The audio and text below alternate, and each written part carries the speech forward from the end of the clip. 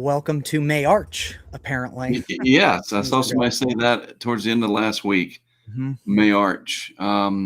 Also, it's Talking Weather with Mark and CJ. It is. It Today is. it is. This is the beginning of our fourth month of doing the show. Started it on December 1st. So thank you for rearranging 5 hours out of your week to help me co-host this and make it not just Mark Sudduth, but Mark and CJ. I love this. It's been great. Appreciate it. All right. Well, with that, let's make it happen, shall we? Let's roll the intro. See ya.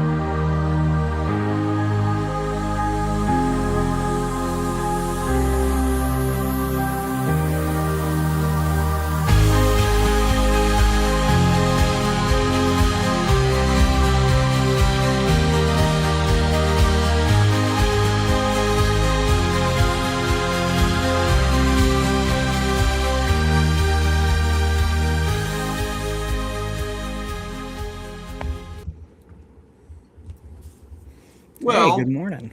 I do still need to change the ending graphic for the intro to include the Mark and CJ part, but We'll get there. we're almost there, and it is time. It's March. I can't believe it, CJ. Finally. I love the snow. It's neat. And I got to do the lake effect thing with Greg. I got some ice and sleet with Daphne, and then the big snow with the whole family. We're done. We're good. Meteorological spring has sprung. It's time for March Madness and all that that implies, not just the basketball world, but the world of weather. And here we are. It is Talking Weather. Welcome, everybody. Monday, March the 2nd, already 2 days in. And all that other news that's happening, wow. We'll focus on the weather because that's what we know best. But very interesting end of February into the start of March in global politics. That's all. If you know, you know. And if you don't know, good for you. No kidding. So, and you know what? Sometime maybe down the road, it might impact gas budgets, but we'll wait and talk about that later. Right. For now, though, it is time for Talking Weather. We appreciate everybody tuning in. How are you, CJ? Did you have a good weekend? Hanging in there. Yeah, I did. It was very productive for once. Very productive. Good. Yeah, you worked on some stuff on our back end of things, and I know that's appreciated by me and our community. We went up to Raleigh. So I left everybody talking Friday, I think, about we were going to hopefully do tennis that day, and very busy. Right. Tennis got rained out, and it was a very heavy drizzle. Yeah. And it just kept doing it up in the Raleigh area. So my son was not able to do his debut high school varsity tennis match against Cardinal Gibbons. So we had to wait. Then Saturday, we went up to Raleigh, and my second oldest son taught me, I never thought I would do this, but he taught me how to fire a Glock. And we went to the gun range. And my other son, Noah, we all did it. My wife partook, and that was pretty wild. And I got, I think, my fourth shot. I hit the X right on the target thing. And yeah, good for you. I was like, damn, son. So way back in 2007, I think, my friend Tim Millar took me to a gun range down in Miami, but I don't even remember it. We were there for like a little while, but then we went and did soccer. Nice. And this is why it's probably a good thing that I don't own a gun. Not that I would shoot anybody, but I get very emotional. And especially when stuff's not going my son's way. Right. And we got bulldozed 5-1. Yuck. And that sucks. Anyway, it's like you learn more about yourself when you fail than you do by winning. So exactly. In fact, that's going to be the topic of my talks this year at conferences, by the way. Is, embracing failure and how it leads to success. So, but anyway, it was warm this weekend. The weather was lovely, and now it's kind of dreary here in Wilmington. But we're going to be looking at a big warm up this week coming after this, and we're off to the races with the month of March. Thankfully, spring, meteorological spring at least, is here. It is. So let's take a look at the lineup for today's chit chat of talking weather. What are we going to talk about? Well, I'm glad you asked, because I'll show you. What happened to this? There it is. We'll get to the stats in a second. Right. All right. March Madness. And again, not just basketball, but the weather can be pretty crazy in the month of March. Very wild. You get swings back and forth. Exactly. We're going to talk a lot about severe weather, because that's the ramp up that we're seeing. And we had some record Texas heat, 106 degrees the other day in Southwest Texas, 101. I'll go ahead and spoil it for you guys at Rio Grande for the high yesterday. We'll get to that. Rio Grande Village in Texas. And again, folks, this El Nino really could be big. Eric Webb posted about it. Wow. I'm seeing lots and lots of stuff about that, and we'll talk about some things related to it. But these are the 4 main bullet points for today, with a few random other topics thrown in for good measure. All right. So the Weather Service, for whatever reason, didn't do a map. At least I didn't see it. So I created my own again, which ain't nothing wrong with that. Nope. I like map making. 101 degrees in Rio Grande Village, -31 in Forest Center. I never was a whiz at math, but I believe that's a 132 degree difference. Wow. If you were to somehow take off from Minnesota and land in Rio Grande Village, you had a shock to the system. Yeah, no kidding. And we wonder why we're having severe weather. Right. Exactly. And again, you cannot get too much closer to Canada than Forest Center, and any closer to Mexico than Rio Grande Village. It's always these border areas that are getting these extremes. It is so wild to see that. And I'm looking forward to seeing how that morphs and evolves as we move through the spring months and into summer. That's going to be fascinating, at least for me, maybe for you folks too. I don't know. And we'll see how that changes. So Rio Grande Village, way down here, literally a couple of miles from Mexico. You can see it. Yeah. And so let's pull away the demarcation and of the municipality and grab the Google Street View and just throw him right here in the middle and see what happens at the Rio Grande Village area. Kind of cool looking out there, to be honest. It looks like it's a park. That's neat. Is that? I should know my geographic features. Is that a butte or a mesa? It's a butte, isn't it? Don't know. It looks like a mountain to me. Yeah, but it's got that flat, so it's not quite a mesa. It's not. Smaller. So I think that's a butte. That's neat. Weather Scott would know if he's on today, helping to moderate the YouTube. But yeah, it looks like some kind of a campground. Let's swing the 360 Rio Grande Village RV full hookups. You can do that. There's an amphitheater. Wow. Yep. So if you want to go see your favorite band, maybe catch some Harry Styles out there. Pretty sure Harry Styles isn't playing Rio Grande Village, but nice old looking gas station. I like that. Just the look of everything is quaint and kind of looks like Arizona, to be honest with you. I feel like we're somewhere down near Sierra Vista. When you said about the amphitheater, I'm pretty sure 146,000 rattlesnakes just liked that. Exactly. Exactly. Let's see what else we have out here. This stuff's just fascinating to me. It's why I like to do it. They got the ranger station. It's funny because you get, Texas has this, cowboy Western, like the old school John Wayne Western ethos. And Right. this is, I think, what a lot of people that have never been to Texas think it's like. Right. Yeah. I mean, this is, and you can just look at this and feel the 101 degrees. When was this Yeah, no taken? kidding. May of 2024. So it's probably darn It's near recent. Yeah. 101. Strong sunshine up there. I can feel it just cracking your skin. Oh, so I think it's Yes. Kathy from Fernandina, right? Right. She said it's been Big Bend National Park. So yeah, it Oh, is the okay. national park there. That's awesome. The Big Bend area along the Rio Grande. That makes sense. And there it Right. is right there. Duh, Big Bend National Park. Yeah, well, The expression, if it had been a snake, it would have bit you. yeah, There you go. literally. And yeah, rattlesnakes out there. That's why Mhm. Matt Clemens never tunes into our show, because we talk about snakes too much. Poor Matt.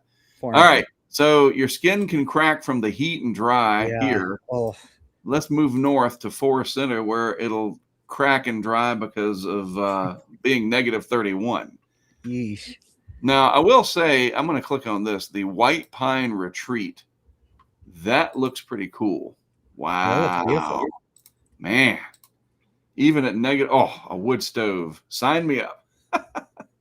Come up here and write your next novel. Now, I always joke, this looks like rattlesnakes. That looks like wolf spiders.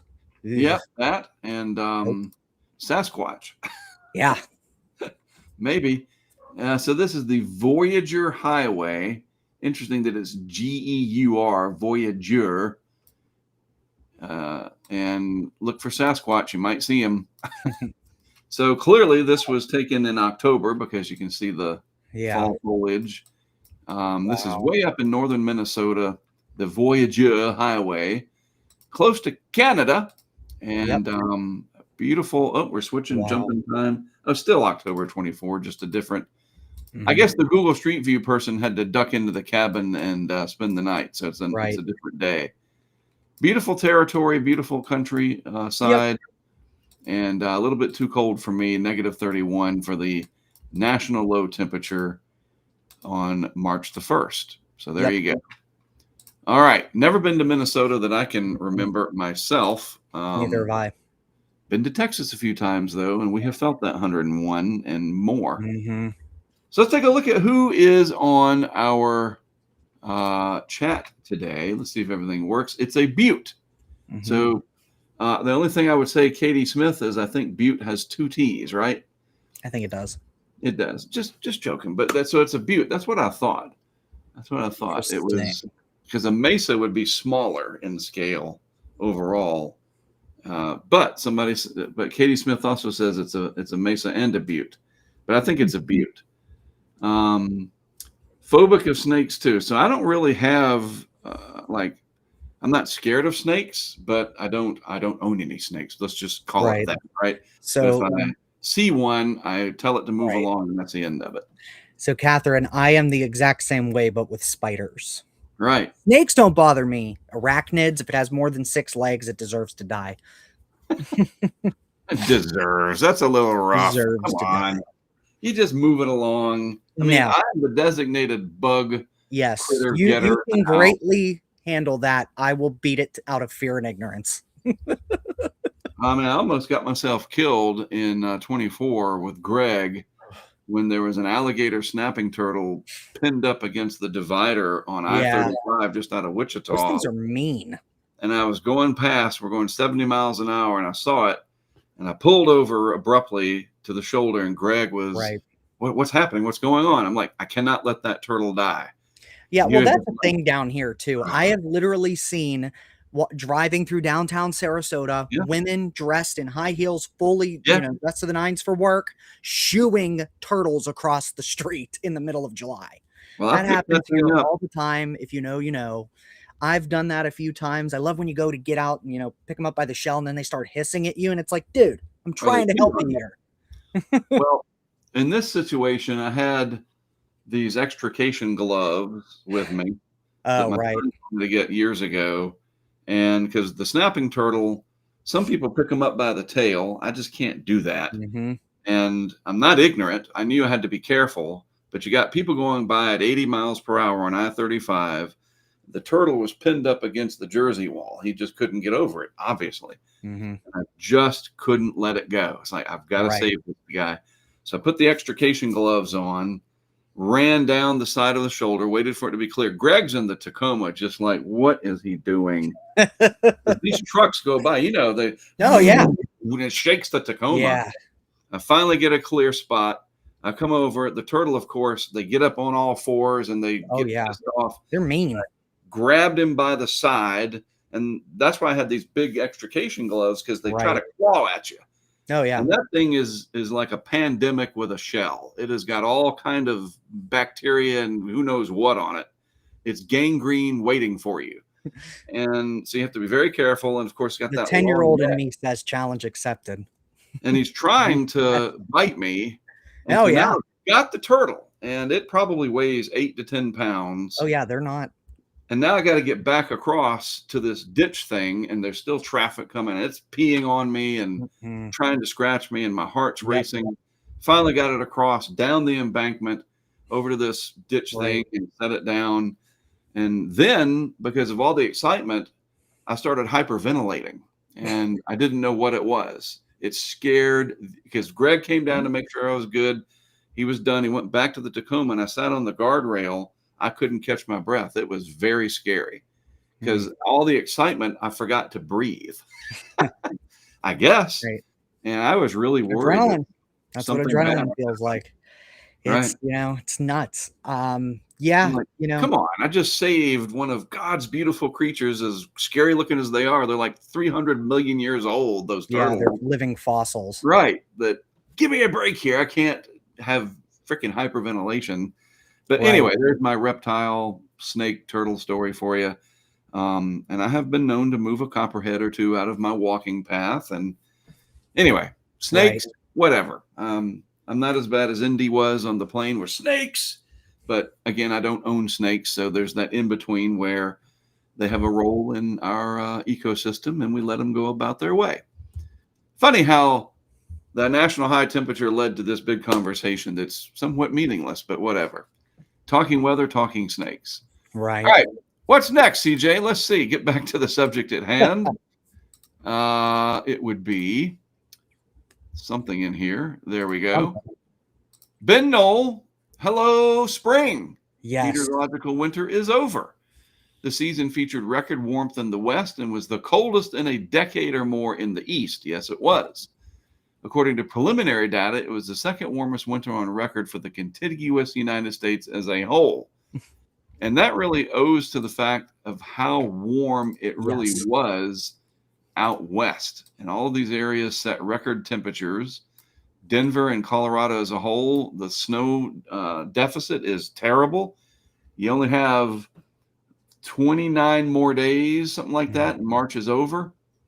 And March is their snowiest month out there, but they really need it. Back east, very cold, especially Florida. Yeah. When we were just down there recently celebrating Cornelius's 50th, I saw all the dead vegetation or whatever it was, hopefully stunned and not completely dead. Very brown. Yeah. Very brown. But yeah, the second warmest winter on record for the lower 48, basically, as a whole. That's saying something about how warm it was out west, and all kinds of stuff that Ben posts. Excellent, excellent graphics and maps and so forth. Oh, there you go. From Mark here, this is interesting. Driest Colorado winter and spring runoff is sketchy. This was 2 years ago near the river's headwaters. That's very important. We're going to talk about this more and more, because the headwaters in the Colorado River, etc., that is going to affect not only Colorado, but down into Utah, Arizona, and then eventually down towards Mexico as that spills into the Gulf of California. This is important stuff. All right. Related, Colin McCarthy with more map making and map posting info. More than 100 official climate sites across the West just saw their warmest winter in recorded history. So it's not 5 or 6. It was more than 100. Wow. And, part of this is related to the pattern change that's coming up to give us the El Nino. Right. And part of it is just the overall shift towards a warmer climate, which has a lot of factors built in, of course. And the end result is warmth and lack of snow and problems down the road. Yep. Nuts. Today, even though this is the whole point of the March Madness thing, like kind of tranquil today, but just give it a few days and we'll certainly talk about this on subsequent episodes. But not too bad out there right now. Some winter weather advisories here. And what do you call this part of the country, CJ? Is that the coal belt, the rust belt, Appalachia? So, yeah, I would call that more Appalachia. Okay. But yeah, I mean, generally upstate New York, Western Pennsylvania, Ohio, Michigan, Indiana, it's the Rust Belt. But yeah, that would be Appalachia, I think. And then Northern Virginia. Ohio Valley, or whatever. But not too bad overall. Finally, the lake effect snow machines have relented for Buffalo, especially up towards Alkmaar and vicinity. But a few winter weather advisories through here, even some winter storm warnings in parts of West Virginia. Red flag warnings in here for southern Colorado, northeastern New Mexico. A few winter weather advisories in southeast Wyoming. But that is about it until we get further down the road, which we will explore going forward. Yep. I saw this, another interesting thing from and I never can remember exactly, it's the Aircraft Weather Center, or I'm sorry, Aviation Weather Center. I got to commit that to memory. AWC, Aviation Weather Center. So you have your Storm Prediction Center, Weather Prediction Center. This is Aviation Weather Center. Okay. Yep. I've got it. Localized severe icing possible in banded freezing rain areas. Icing layer mainly between flight level and 21,000 or flight level 21,000 feet and the freezing level. Yikes. And if we look at it here, that goes right across what we were just looking at. Yep. So de-icing operations, cute little icon there. And airframe icing. Now that's scary. Yep. See it, that little, I don't know if I can enlarge this, but a little bit of ice there on the right wing. I see it. That aircraft. Wow. So, moderate to severe icing, the freezing level, so forth. Localized severe. Winter's still trying to hang on in a few areas. Yep. More here from March 1st. I don't know. It's just a neat account. I like watching stuff that I didn't know a lot about before. And this is definitely one of those realms. All right. So part of the old March Madness theme, major warm-up is coming to the east. Today, a little dreary, but man, it is going to be nice for about a week or so after that. But winter isn't over, so says Mr. Knoll. A second major sudden stratospheric warming event of the season means that old man winter still has a few tricks up his sleeve. And I think he's colluding with the groundhog then. That would make sense. Your conspiracy theories confirm that old man winter and the groundhog, they are related. Don't put away the shovel just yet. And this is a look at the lower atmospheric temperatures as we get to and past St. Patrick's Day. Yep. It looks kind of like no thank you with a big warm up out west. So enjoy it while we have it coming up the next few days here. Look at that warmth. The entire lower 48 looking really good. Then, as Ben talks about here, dips in the jet stream. And CJ, it's really easy to point out right there. I'll use green. You know what's going to be happening at that demarcation area right there, right? Yep. And you can actually see the warmth being pulled up into the low. Right. Right. Gross. So that's why the weather pattern's been so volatile lately. And this is just going to add to that volatility. Yeah. And with the El Nino adding its influence, and we'll talk about that too. Yep. Wow. And it's interesting. We just talked about the extremes. I did want to show this post from Shane. I found Shane from the algorithm. He popped up one day, and I like his posts from Alkmaar, big time fisherman, weather enthusiast. He's actually done some storm chasing. There's a non-zero chance that we have seen him somewhere on the Great Plains. He interacts with a lot of the same people that we do. Yep. CJ, and it'll be interesting to meet him one day if we ever get the chance. But this is a good post. Yep. Upstate New York, some of these areas -20. So I'm thinking when I do the national high and low temperatures tomorrow, it could be upstate New York, ladies and gentlemen. It could. I'll tell you this, my coworkers, that this is the heartland of one of my markets there in for work. And I will tell you, my coworkers that live in the upstate, they are tired of winter. Sure. They have had enough. They are crying uncle, and they want the cold to go bye-bye. Oh, this is a cool one. This is something over on the sidebar that he posted, the eastern side of Lake Ontario. Yeah, it looks about right. Whew. Still pretty snow-covered, man. Some of that pancake ice right here to the left. That's really neat. Wow. I don't know. It's going to be like almost 80 here later in the week. I'll take that. Winter. Yeah, exactly. I had my fun. I'm good to go. All right. So jumping into the more impactful stuff. Look, I know that severe weather and hurricanes and all that stuff gets everybody's adrenaline pumping for obvious reasons, because those are big ticket weather items and events. We got to cover the other stuff too, because it's important. But this is going to start really gaining traction over the coming days. The weather predictions tend to put out their 3 to 7 day hazards outlook, and it's starting to look a little bit more problematic. I don't know why this is not loading in 4K, as they say. It looks kind of like, yeah, it is. It's kind of blurry, but right. But whatever. The bullet points: a return of spring moisture and warmth will set the stage for storm development next week, which is now. Multiple waves of thunderstorms could bring welcome rain to the region, but some of it may be locally heavy, and that could bring a flash flood risk. Storms that do develop could be strong to severe, and it's time to start thinking about that more and more. Just seeing if they had any other graphics that might show this better. Just trying one more time. Nope, it's just a yucky graphic. So there's the one from the other day, but anyway, that's fine. So let's jump over to this, our thumbnail for today.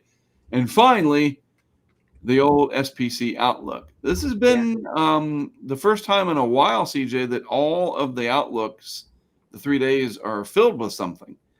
Yeah, I mean, it's got stuff. Right. So today there's not really any severe threat across the United States. Most of the U.S. is just going to be clear or just regular, regular thunderstorms, no severe weather. A little bit of convection. Yeah. But once we get into tomorrow, we're going to be starting a multi-day, really going into this weekend period of active severe weather across the nation's heartland, Mark. And we should probably roll that fancy new graphic and do our sit rep. That's true. Today. That he's got a good point. I got to remember these things. Yeah. So the fancy graphic lives here. CJ worked on this. So time for the sit rep of the old severe weather realm, and then we'll jump down to this guy. Now it's all complete. But then I still have to go back to this. Can I share the screen from here? If you share the screen, Mark, down on the bottom, it'll give you the options on how you want to lay it out. And then I would just make it so that way we're down in the corner. Right. So we can that do way that. They're not just staring at a screen. Maybe like that. We're off to the side. I like that look. Okay. That's kind of cool. What do you guys think? We're over here, apparently. I see the whole screen. But what should be happening is that the graphics and stuff are on one side. I think it looks good. Right. I would do the full thing only because it makes it bigger. Yeah, that's a good point. Because remember, we're only broadcasting in 720p. Right. So where we do that. Yeah. All right. Looks better. But yeah, guys, so we're going to be entering a really active period for severe weather over the next couple of days. Now, it doesn't mean we're going to see any blockbuster outbreaks or anything like that. As a matter of fact, tomorrow, we're not expecting really any tornadic threat. We're expecting more of a hail threat across portions of the high plains of Oklahoma, as well as southern and southeastern Kansas. But then as we get into days 3 through 6, we're going to be seeing, that severe weather start to uptick, and the Storm Prediction Center forecasters are already noting a potential for tornadic development in and around the Arklatex on the day 3 outlook, and then, potential later on in the week. So really, this is just the beginning of what could be a very active March for severe weather across the midsection of the United States. And it's interesting, it's not in the southeastern United States. It's right in the traditional tornado alley. Ish, yeah. I would say this is going to be more probably skewed towards the Mississippi Valley. But generally speaking, these first couple of days, yes, that is, traditional. But we're not seeing it over here. No, we're not. So not to say that won't happen, but it's just, I find it intriguing that, we're starting out here in the Southern Plains and vicinity rather than very reminiscent yet. Yep, very reminiscent of 2023. Interesting. So anything that stands out to you in the discussion I was noticing, they're talking about large hail, severe wind gusts. The word supercell, tornado threat. I mean, these are the things that we got to pay attention to. It's not for hyperbole. Nope. Those are dangerous effects, and it's a very small chance at any geographic location. But again, with everything that's happening in our world, we're distracted. I saw a tweet. I think it was that Midwest versus Everyone account, and I was going to show it, but I vetoed it myself. Something about how when we were younger, basically, the news came on for 30 minutes, and for the other 23 and a half hours out of the day, you could just do whatever you want, and it doesn't matter. Now it follows you around, and it said like a hobo begging for change. Yeah, exactly. And it's true. There's so many things that need our attention, from social media and the algorithm to family, kids, jobs, whatever. The need to go to sleep, the need to eat, the need to go to the gym. Exactly. And you got to stay in touch with what's happening with the weather.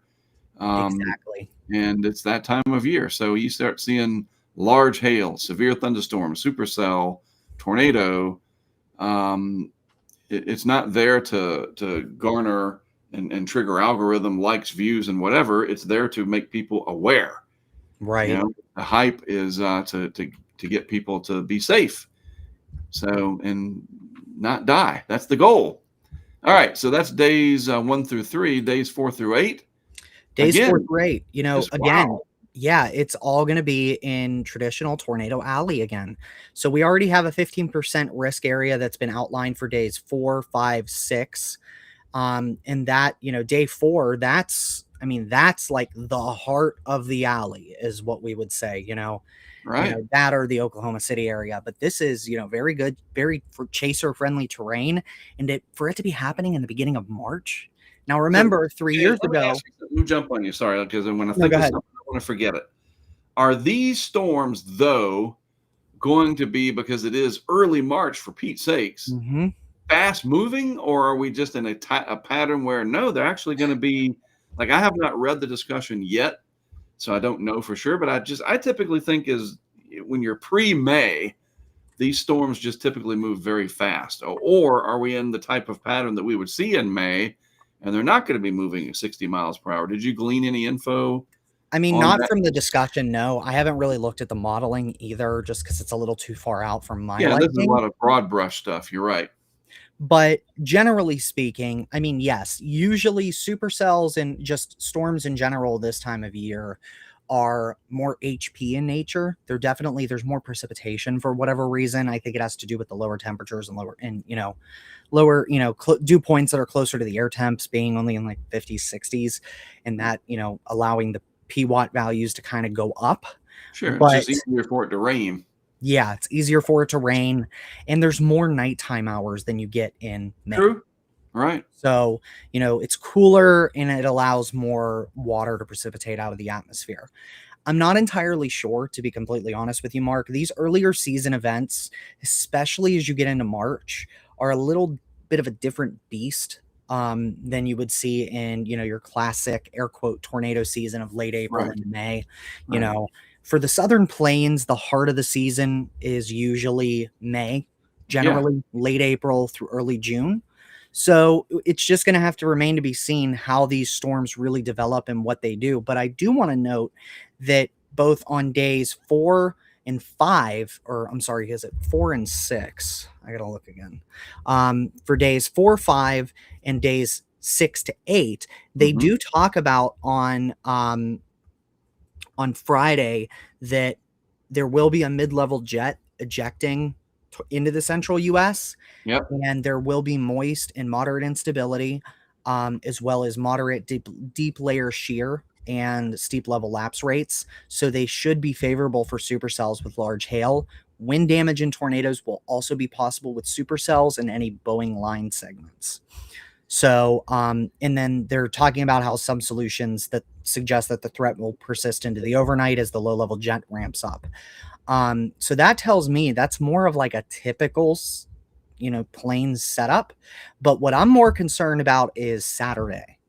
And if you look there, there will be pockets of just moderate instability, but they talk about scattered to numerous thunderstorms. Yeah. And then in addition, there will be strong deep layer shear. Yeah. And that, that screams more of a typical southeast high shear, low cape environment. So it all remains to be seen.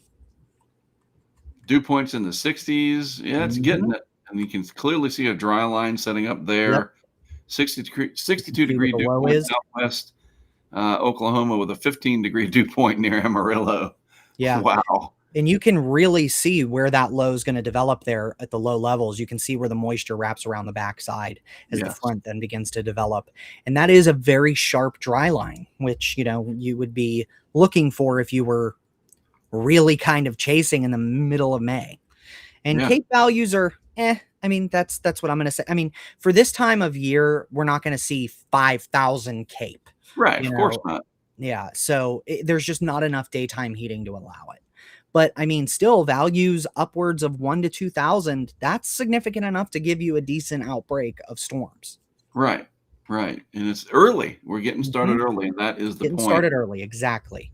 So we'll discuss this further, obviously, as we get through the week. Yep. And as things come into more focus, like I said, each day it'll get a little bit closer and a little bit closer and a little bit closer. So I just can't remember this early on that we saw day 4, 5, and 6 already popped. Been a while.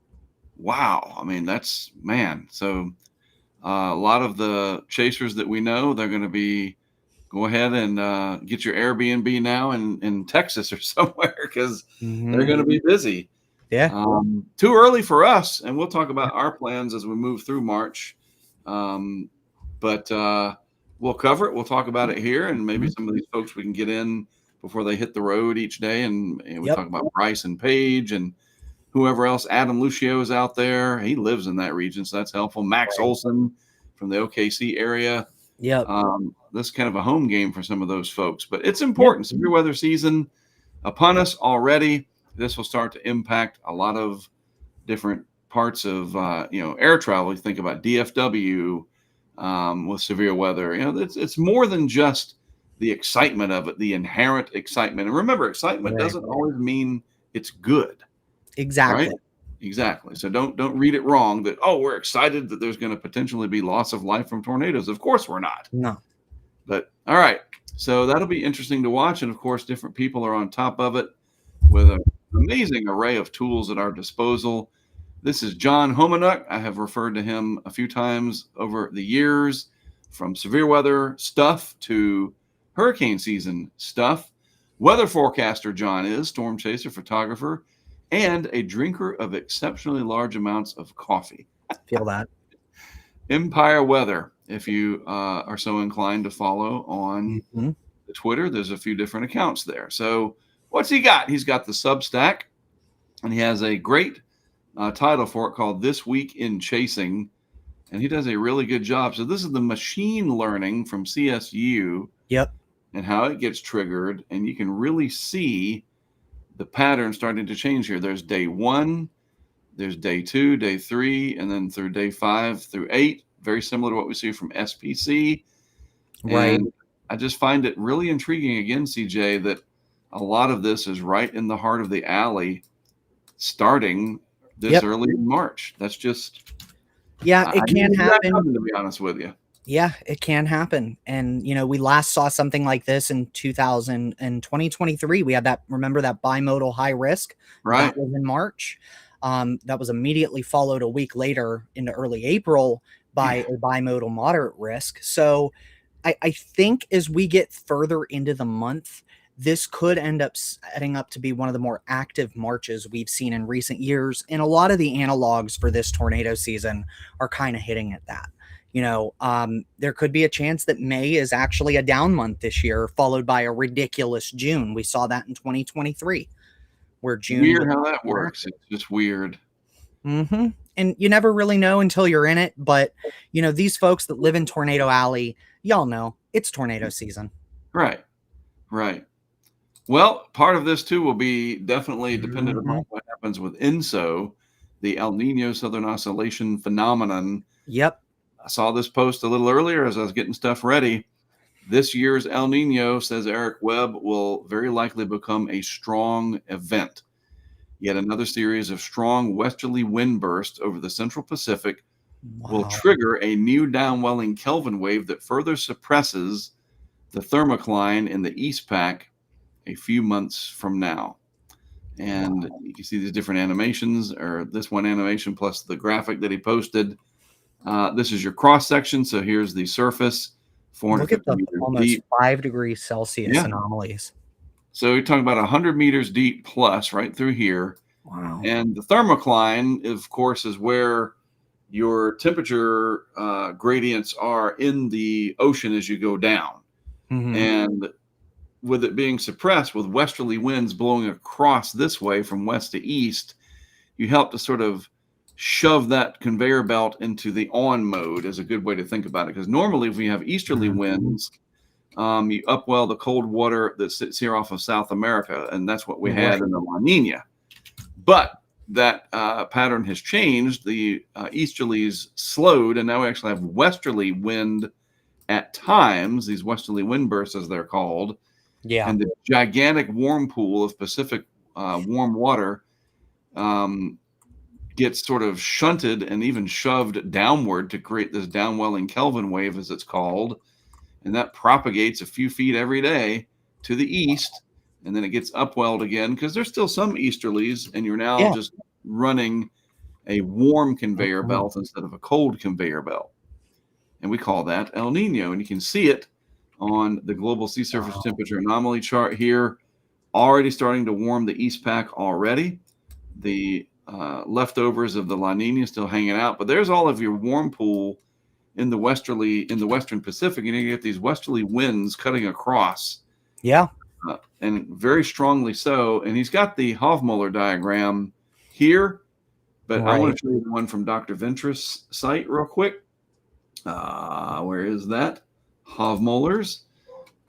And I just think this shows it the easiest. Look at these very strong westerly winds that are forecast from the dateline and points east over in the west tropical Pacific, and all of that helps to trigger those downwelling bursts of warm water. But still a lot of easterlies here too, which is kind of weird, you know, in the heart of the Pacific. And then somewhat of an easterly flow regime, not too terribly strong in the Atlantic. There's 60 degrees longitude. So we'll see some interesting things happening with the INSO and the Atlantic anomalies. Not too warm relative to average in the MDR, but it's only March. We'll talk about hurricane season more and more as we get closer. And we'll do a little teaser real quick. This is from Danilo Evangelista. I saw this the other day. I sent you this tweet in a text, CJ. I said, So the CANSIPs. And I want to talk about that real quick because it's a little complex. So I used our good friends at OpenAI and ChatGPT to help me give you guys a really easy way to understand this. So the Canadian seasonal model, that is what we're looking at here. And the CANSIPs literally means, I had it up earlier, the Canadian Seasonal to Interannual Prediction System, or CANSIPs. So it's kind of like their ensemble or a super ensemble, something like that. And it's a climate model, and it shows us that it was initialized on the last day of February, the 28th, and it runs through, in this case, September of this year. And we're looking at sea surface temperature anomalies here on this graphic, and the CANSIPs clearly showing a stout El Nino event in the Pacific. So pretty warm, kind of in the subtropics. I mean, really north of 30 is your subtropics. So some warmth down in the tropics, but not an overly cold Atlantic, you know, to be straight about it, clearly. You know, but the warmth is not concentrated deep in the tropics, but it's not all up here. And that's what's very, very important. We're not seeing high latitude. Let me just draw some red on for you. We're not seeing this. Let me just try to color it in. Mark's back in kindergarten, ladies and gentlemen. Like if the very warm anomalies were way up in the North Atlantic like that, with cooler anomalies down here, then I would say we're probably going to have maybe less than 10 named storms this year. Right. But we're not seeing that. And the reason behind that configuration would be that all of that warmth up in the North Atlantic would distort the pattern and give you major stability issues. This is not ideal by any stretch for an active season, but it does not say to me verbatim the season is all but shut down either. Right. So similar to 23, where we had a raging El Nino and a very warm Atlantic, this is not near that. I don't want to, that's not what I'm saying. But if the CANSIPS comes out being correct, and we'll see what the new guidance from the Euro shows, in the NMME, which is the North American Multi-Model Ensemble. But this is an interesting, we still might have enough tropical activity to, we always want to pay attention, but it's going to be interesting to see what Phil and company says next month. Let's just say that. And CJ added to it the precipitation stuff. Yeah, this really kind of was a little jarring to me, just kind of looking at this. It was very strange to see those high precip anomalies in the southerly Atlantic, North Atlantic, I guess you could say.